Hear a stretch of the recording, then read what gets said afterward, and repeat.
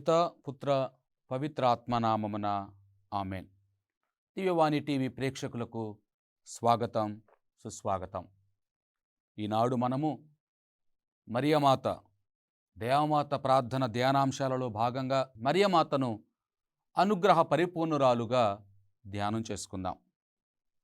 ఈ తల్లి ఏ విధంగా దేవుని యొక్క అనుగ్రహాలు దండిగా మెండుగా పొందుకొని ఉందో, దేవుని యొక్క అనుగ్రహాలు పొందుకోవటం ద్వారా దేవునికి ఇష్టమైనటువంటి జీవితాన్ని జీవించి, దేవునికి ప్రియమైనటువంటి జీవితాన్ని జీవించి, దేవుని యొక్క అనుగ్రహాలు ఆమె ఏ విధంగా పొందుకొని ఉందో మనము ఈరోజు ధ్యానం చేద్దాం.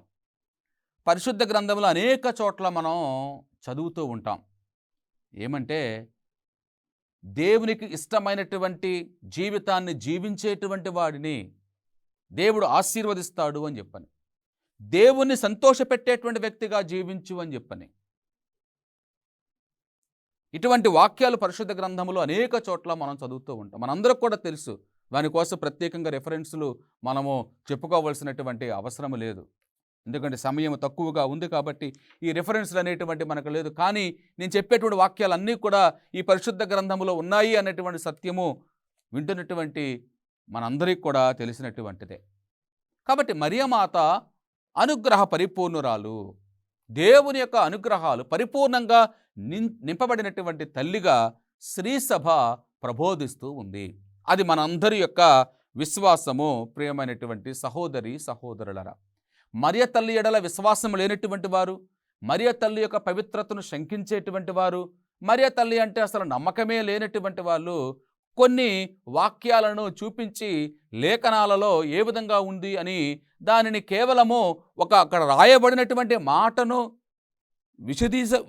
విపులీకరంగా లేకపోతే విశదీకరించటంలో, దానిలో ఉన్న తాత్పర్యాన్ని చెప్పటంలోనే వాళ్ళు ఉంటారు తప్ప దాని వెనకాల ఉన్నటువంటి బ్యాక్గ్రౌండ్, ఏ సంస్కృతి పరంగా ఏ విధంగా ఈ వాక్యము రాయబడింది, ఎందుకు చెప్పబడింది, అది ఏ విధముగా ఈ లోకానికి వెల్లడి చేయబడుతూ ఉంది, ఏ విధంగా మనకు అన్వయించబడుతూ ఉంది అని చాలా తక్కువ మంది మాత్రమే చెప్పగలుగుతూ ఉంటారు. అందులో మనము చూసేది రోమీలకు రాసినటువంటి లేఖ 3వ అధ్యాయం 10వ వచనంలో మనందరూ కూడా తెలిసినటువంటిది, నీతిమంతుడు ఎవ్వడూ కూడా లేడు, నీతిమంతుడు ఎవ్వడూ లేడు అనేటువంటి మాట అక్కడ వ్రాయబడింది. సత్యం. మానవులందరూ కూడా పాపం చేసిరి, సత్యం. కావున అందరూ దేవుని మహిమకు కొరతపడిరి, సత్యం. రోమీలు రాసిన లేఖ 3వ అధ్యాయం 23వ వచనంలో యేసుక్రీస్తు మాత్రమే మినహాయింపబడ్డాడని పలుకుతూ ఉంటాడు, సత్యం. యేసుక్రీస్తు మాత్రమే మినహాయింపబడ్డాడు అంటే యేసుక్రీస్తు మాత్రమే మినహాయింపబడ్డాడు. ఆ క్రీస్తు ఎవరు? 100% మానవుడు కదా, ఈ లోకంలో జన్మించినటువంటి వ్యక్తి కదా. ఎలా జన్మించాడు? తల్లి అయినటువంటి మరియ ద్వారా జన్మించాడు కదా. అంటే ఆ క్రీస్తు జన్మించే వరకు మాత్రమే ఆమెను పవిత్రంగా ఉంచుకొని పక్కన పడేశాడా? క్రీస్తు ఈ లోకానికి వచ్చే వరకు మాత్రమే ఉండి మరియ మాత్రం ప్రక్కన పడేశాడా? ఒకసారి మనందరం కూడా ఆలోచన చేయాలి. నీలాగా నాలాగా ఆలోచించేటువంటి వాడా దేవుడు? యెషయా గ్రంథంలో మనం చదువుతున్నాం కదా, నీ ఆలోచనలకు నా ఆలోచనలకును భూమికి ఆకాశానికి ఎంత వ్యత్యాసం ఉంది, అంత వ్యత్యాసం ఉంది అని. అవకాశవాదులం మనం, ఉపయోగించుకొని వదిలించుకునేటువంటి వాళ్ళం మనం. ఎంత అవసరమో అంతే తీసుకునేటువంటి, ఎదుగో అంతవరకే ఉపయోగించుకొని వాళ్ళని పక్కకు పడేసే వాళ్ళం మనం. స్వార్థంతోనూ అసూయతోనూ ఉండేటువంటి వాళ్ళం మనం. బలహీనమైనటువంటి శరీరంతో ఉన్నటువంటి మనం. దేవుడు కాదు కదా. దేవుడికి తల వంచి విధేయురాలైనటువంటి మరియమాతను కన్న తర్వాత వదిలేసి నీ ఇష్టవచ్చిన జీవితాన్ని నీవు జీవించుకో అమ్మా అనేటువంటి పద్ధతి కలిగినటువంటి వాడా దేవుడు? ఒకవేళ అటువంటి వ్యక్తి అయితే అతడు దేవుడు అవుతాడా? క్రీస్తు ప్రభువు దేవుడని పిలవగలుగుతామా? ఆయనలో ఉన్నటువంటి పవిత్రత తన తల్లిలో గనక లేకపోతే, ఆయన ఎంత పవిత్రుడో ఆయన అర్థం చేసుకున్నప్పుడు ఆయన కన్నటువంటి తల్లిని కూడా తాను ఏ విధంగా పవిత్ర మూర్తిగా ఏర్పాటు చేసుకున్నాడో అది మనకు అర్థమయ్యుద్ది. ఒకవేళ ఆమెలో గనక ఆ పవిత్రత లేదంటే క్రీస్తులో కూడా పవిత్రత లేనట్లే కదా. అందుకని క్రీస్తు తత్వము మరియ తత్వము ఒకటే అని శ్రీసభ ప్రబోధిస్తూ ఉంటుంది. విడరానటువంటి బంధంగా శ్రీసభ ప్రబోధిస్తూ ఉంటుంది. ఆ తల్లి అనుగ్రహ పరిపూర్ణురాలు. హెబ్రీయులకు రాసినటువంటి లేఖలో 4వ అధ్యాయం 15వ వచనములో మనం చూస్తున్నాం. మన బలహీనతలను చూసి సానుభూతి చూపలేనటువంటి వాడు కాదు కదా మన ప్రధాన యాజకుడైనటువంటి యేసుక్రీస్తువు.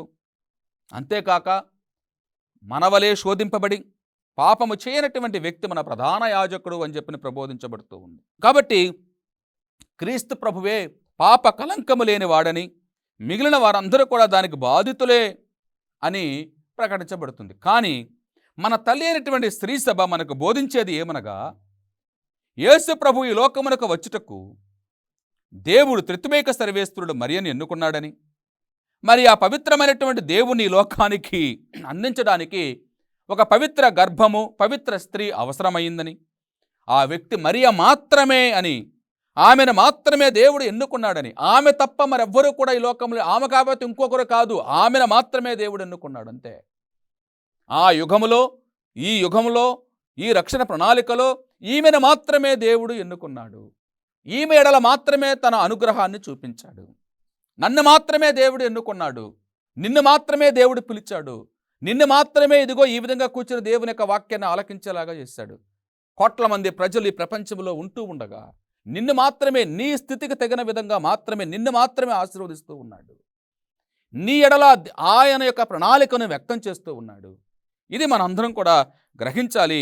దేవుని యందు ప్రియమైనటువంటి సహోదరి సహోదరులరా, లూకా సువార్త 1వ అధ్యాయము 28వ వచనములో చదివినట్లయితే, గాబ్రియేలు దూత పరిశుద్ధ మరియ వద్దకు వచ్చి అనుగ్రహ పరిపూర్ణురాలా నీకు శుభమమ్మా అని చెప్పనంటూ ఉంది.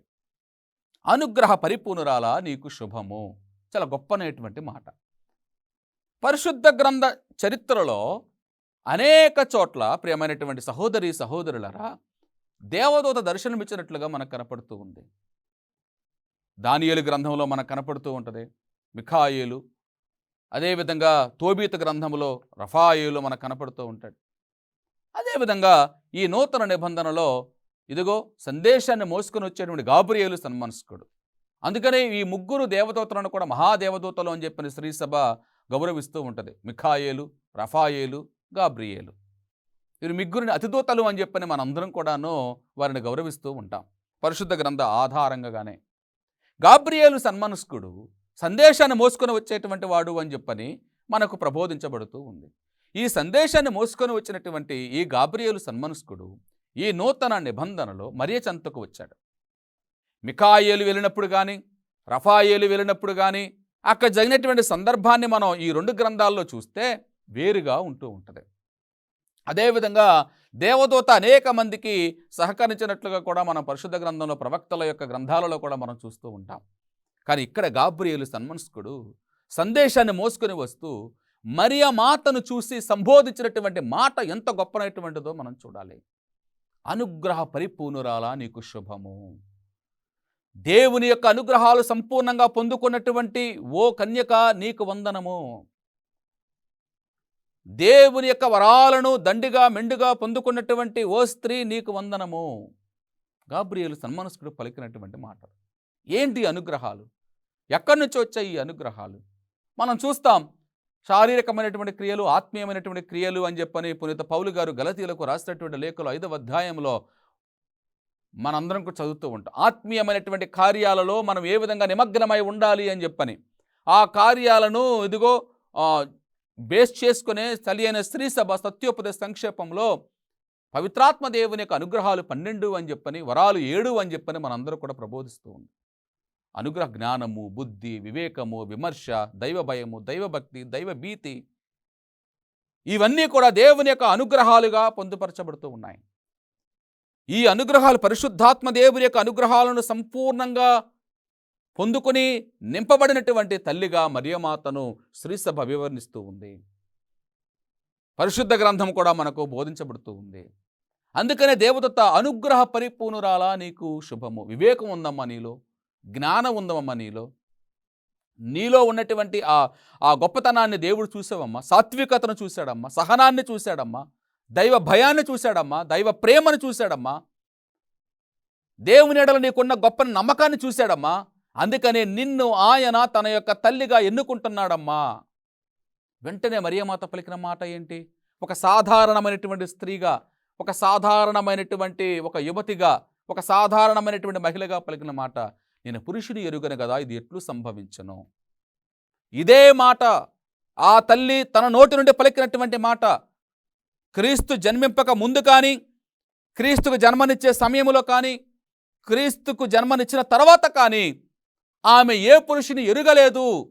ఆమె ఈ లోక సంబంధమైనటువంటి జీవితము జీవించలేదు. ఆమె వివాహపరమైనటువంటి జీవితాన్ని జీవించలేదు అన్నదానికి ఒక ప్రధానమైనటువంటి పునాదిగా ఈ వాక్యం మనకు కనపడుతూ ఉంది. స్త్రీ సభ దాన్ని ప్రబోధిస్తూ ఉంది. నేను పురుషుని ఎరుగను కదా, ఇది ఎట్లు సంభవించును. దానికి దేవదూత పలికినటువంటి మాట, అమ్మా, దేవునిచే ఏర్పాటు చేయబడినటువంటి ఈ లోక ప్రక్రియ ద్వారా కాదు నీవు బిడ్డను కనేది. ఈ లోక ప్రక్రియలోకి నీవు ఏమాత్రము కూడాను స్థానం ఇవ్వవు. ఈ దేవునిచే ఏర్పాటు చేయబడినటువంటి ఈ స్త్రీ పురుషుల యొక్క పవిత్రమైనటువంటి కలయిక బంధము ద్వారా కాదు నీవు బిడ్డకు జన్మనిచ్చేది. కానీ నీవు జన్మనివ్వబోయేటువంటి ఈ బిడ్డ ఏ విధంగా రాబోతున్నాడో తెలుసా? సర్వోన్నతుని యొక్క శక్తి నిన్ను ఆవరించును. సర్వోన్నతుని యొక్క శక్తి నిన్ను ఆవరించును. ఆ శక్తి ద్వారా నీవు బిడ్డను కనబోతూ ఉన్నావమ్మా అని గాబ్రియేలు సన్మనస్కుడు పలుకుతూ ఉన్నాడు. ప్రియమైనటువంటి సహోదరి సహోదరులరా, పవిత్రాత్మ నీపై వేంచేయును, సర్వోన్నతుని శక్తి నిన్ను ఆవరించును. అందుచేత ఆ పవిత్ర శిశువు దేవుని కుమారుడని పిలువబడును. తద్వారా నీవు కూడా దేవుని తల్లి అని పిలువబడతావు.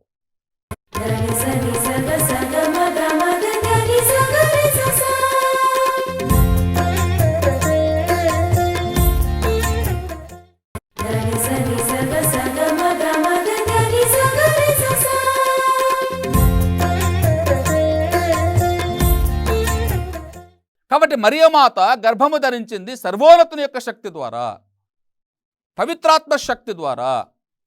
ఆ పవిత్రాత్మ శక్తి ఎలా జరిగింది అని అనేక మందికి అనుమానాలు ఉండి ఉండవచ్చు. దానికి ముందే ఎలిజబెత్ అమ్మ యొక్క జీవితంలో ఏం జరిగిందో మనకు తెలుసు. వృద్ధాప్యాయంలో ఉండి విధవరాలుగా ఉన్నటువంటి ఆమె, వృద్ధాప్యాయంలో ఉండి గొడ్రాలుగా ఉన్నటువంటి ఆమెకు దేవుని యొక్క అనుగ్రహం ద్వారా బిడ్డ జన్మించడం అనేటువంటి ఒక అద్భుతమైనటువంటి కార్యమే కదా. అదేవిధంగా వృద్ధాప్యాయంలో ఉన్నటువంటి సారాకు ఇసాకు జన్మించటం, అది కూడా గొప్పనటువంటి అద్భుతమైనటువంటి కార్యమే కదా. వయసు మళ్ళినటువంటి వారికి దేవుని యొక్క అనుగ్రహాల ద్వారా మహా అద్భుతం జరిగితే, అద్భుతం అనేటువంటిది కేవలము మానవులమైనటువంటి మన యొక్క దృష్టికి అందనటువంటిది, మన మేధస్సుకు అందనటువంటిది, మన జ్ఞానమునకు అందనటువంటిది, దానిని అద్భుతము అని చెప్తూ ఉంటాం. ఆ అద్భుతం అనేటువంటిది ఇక్కడ జరుగుతూ ఉంది. నిర్గమాకాండము 40వ అధ్యాయంలో 34-35 వచనాలు గనక చదివితే, ప్రియమైనటువంటి సహోదరి సహోదరులరా, అక్కడ ఒక చక్కనైనటువంటి మాట మనకు ప్రస్తావిస్తూ ఉంటారు. అక్కడ దానిని, ఆ యొక్క సందర్భాన్ని వేద పండితులు మరియమాత యొక్క పవిత్రతకు ఆపాదిస్తూ ఉంటారు. అదేమంటే, మేఘము సమాగమపు గుడారమును కప్పివేసెను, ప్రభువు తేజస్సు దానిని నింపివేసెను. మేఘము గుడారమును కప్పుట వలనను, ప్రభువు తేజస్సు దానిని నింపివేయట వలనను మోషే గుడారమున అడుగు పెట్టలేకపోయాను. ప్రభుని యొక్క తేజస్సు, సర్వోన్నతుని యొక్క శక్తి, పవిత్రాత్మ సర్వేశ్వరుడు వేంచేసి రావటము ద్వారా ఆ గర్భము దేవాలయముగా తయారయ్యింది. ఆ దేవాలయములోకి ఇదిగో పవిత్రమైనటువంటి దేవుడు తప్ప ఇక వేరెవరు ఎవ్వరూ కూడాను దానిలోకి ప్రవేశించలేరు. మోషేనే ప్రభు తేజస్సు చూసి ప్రవేశించలేకపోయాడు. అటువంటిది మరియమాత యొక్క గర్భము ఒక ప్రభుని యొక్క తేజస్సుగాను, ప్రభుని యొక్క ఆలయముగాను, దేవుని యొక్క ఆలయముగాను ప్రకటింపబడుతూ ఉంది. అంతటి పవిత్రమైనటువంటి గర్భము నుండే అత్యంత పవిత్రమూర్తి, లోక రక్షకుడు, సర్వ సృష్టికర్తగా ఉన్నటువంటి క్రీస్తు ప్రభువు ఈ లోకమునకు ఏతించి వచ్చాడు అని చెప్పని, ప్రియమైనటువంటి సహోదరి సహోదరులరా, మనకు ప్రకటించబడుతూ ఉంది. దేవదూత మరియమాత మధ్య జరిగినటువంటి ఈ సంభాషణలో చక్కనైనటువంటి అంశాలను మనందరికీ కూడా తేటతలం చేస్తూ ఉంది తల్లి అయినటువంటి స్త్రీ సభ పరిశుద్ధ గ్రంథ ఆధారంగా. ఎప్పుడైతే గాబ్రియేలు సన్మనస్కుడు మరియమాతకు అనుగ్రహ పరిపూర్ణురాల నీకు శుభమమ్మా అని చెప్పని అన్నాడో ఆమె భయపడింది. కానీ ఎప్పుడైతే సర్వోన్నతుని యొక్క శక్తి నిన్ను ఆవరించిద్ది, పవిత్రాత్మ సర్వేశ్వరుడు నీ పైకి వేంచేసి వస్తాడు, అందుచేత నీ నుండి జన్మించబోయేటువంటి ఆ పవిత్ర శిశువు దేవుని కుమారుడని పిలువబడతాడు అని చెప్పని అన్నప్పుడు ఒక సాక్ష్యాన్ని కూడా గాబ్రియేలు సన్మనస్కుడు మరియమాతకి ఇస్తాడమ్మా. నీ చుట్టమగ ఎలిజబెత్ అమ్మను చూడము, ఆమె ఒక వయసు మళ్ళింది కదా, గొడ్రాలు, వయసు మళ్ళింది గొడ్రాలు, కానీ ఆమె గర్భం ధరించింది 6వ మాసం. ఏలయనా దేవుని శక్తికి అసాధ్యమైనది ఏది కూడా లేదు. వృద్ధాప్యాయములో ఉన్నటువంటి ఆమె యొక్క గర్భాన్ని, బిడ్డకు జన్మనిచ్చేటువంటి వయసు అయిపోయినటువంటి ఆమె యొక్క గర్భాన్ని ఫలింపచేసేటువంటి దేవుడు పురుషునితో సంబంధం లేనటువంటి నీ యొక్క గర్భాన్ని, కన్యకగా ఉన్నటువంటి నీ యొక్క గర్భాన్ని ఫలింప చేయటముకు దేవునికి అసాధ్యమైనటువంటిది ఏదీ కూడా లేదు కదమ్మా.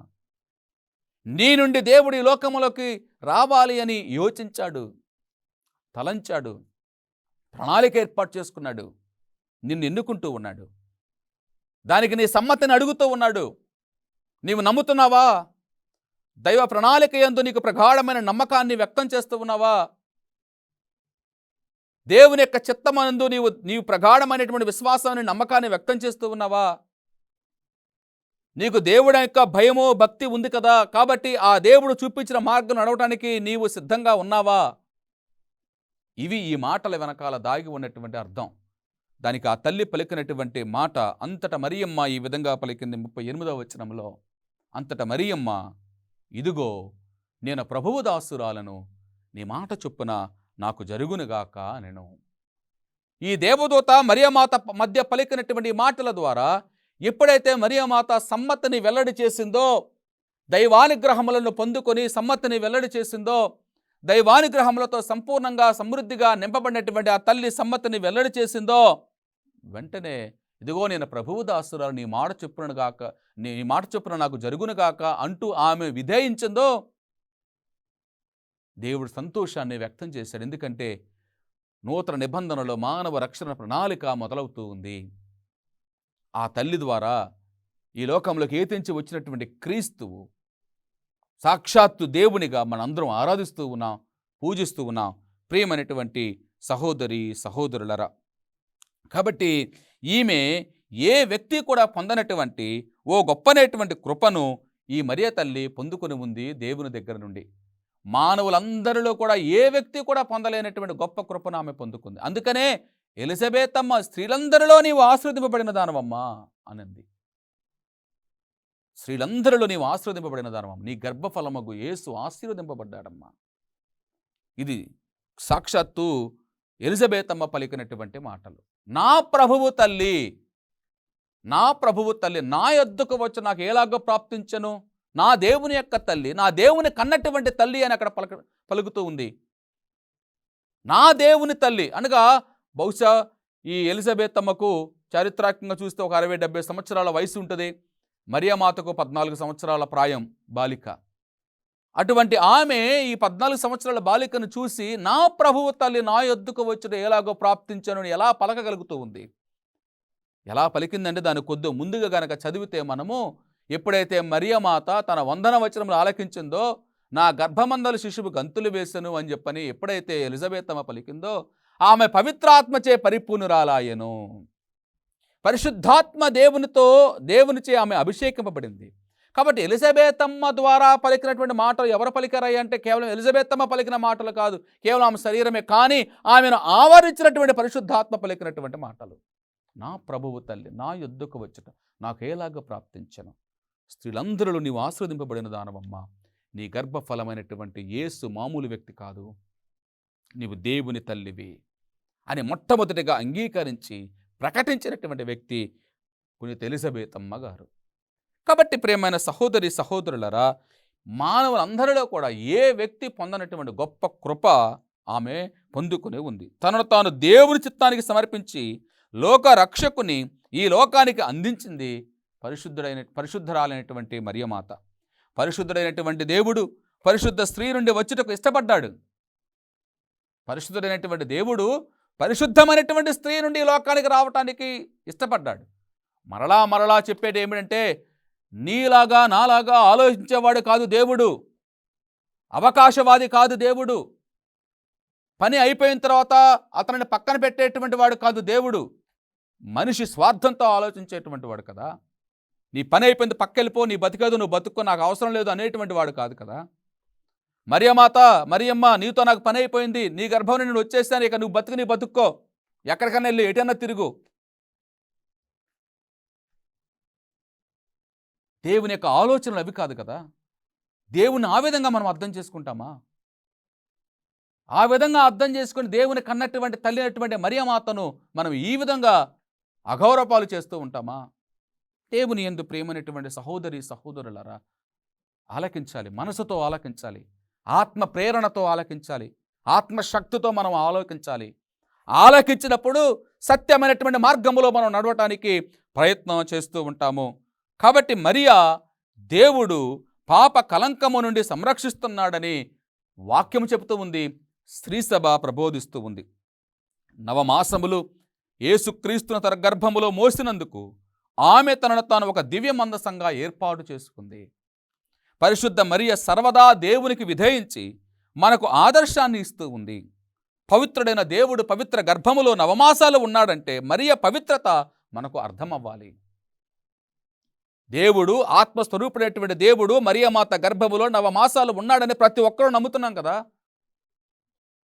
అప్పుడు ఆ నవమాసాలు 9 నెలల పాటు ఆమె గర్భములో ఆయన ఉన్నాడు, రూపం దిద్దుకున్నాడు, మాంసాన్ని తొడుక్కున్నాడు, జీవం పోసుకున్నాడు.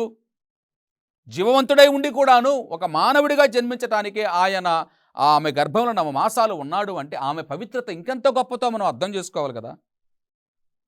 ఆమె లోకరక్షకుని మనకు ప్రసాదించుటయే కాక అంతకు మునిపే పవిత్రాత్మ దేవుని యొక్క అనుగ్రహాలు, వరాలు సంపూర్ణంగా సమృద్ధిగా నింపబడినటువంటి వ్యక్తిగా, ఒక విశ్వాసిగా ఉంది. మనము ఆమె ప్రార్థనా సహాయములు కోరినప్పుడల్లా ఆ అనుగ్రహమును మనకు ఆమె ఇస్తూ ఉంది.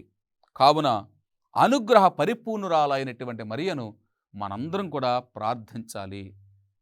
అనుగ్రహాలు, పవిత్రాత్మ దేవుని యొక్క అనుగ్రహాలు 12. నేను చెప్పిన విధంగా జ్ఞానము, వివేకము, విమర్శ, సాత్వికత, సహనము, ఓర్పు, దయ, కనికరము, దైవ భయము, దైవభక్తి, ఇవన్నీ కూడాను ఇగో పరిశుద్ధాత్మ దేవుని యొక్క అనుగ్రహాలే కదా. ఈ అనుగ్రహాలచే నింపబడినటువంటి ఆ తల్లి దగ్గరకు మనం వెళ్ళి ప్రార్థన చేసినప్పుడు ఆమెలో ఉన్నటువంటి అనుగ్రహాలనే మనతో పంచుకుంటూ ఉంది. ఆమె వలే మనం కూడా తయారవ్వాలి అని, ఆమె వలే దేవుణ్ణి అనుసరించాలి అని, ఆమె వలే దేవుని విధేయించాలి అని, ఆమె వలే దేవుని ఎడల సంపూర్ణమైనటువంటి విశ్వాసాన్ని, దైవ రక్షణ ప్రణాళికలో సంపూర్ణమైన విశ్వాసాన్ని మనం వ్యక్తం చేయాలి అని ఆ తల్లి యొక్క ప్రార్థన, శక్తిగల ప్రార్థన మనకెప్పుడు కూడా తోడుగా ఉండాలి అని మనం అర్థించాలి. కావున ఆ తల్లిని ప్రార్థించుకుంటూ మన యొక్క విశ్వాసాన్ని పెంపొందించుకుందాం. దేవుడు మనలను దీవించునుగాక. ఆమెన్. సరి సగ సగ మగ మగ గరి సగ రి స స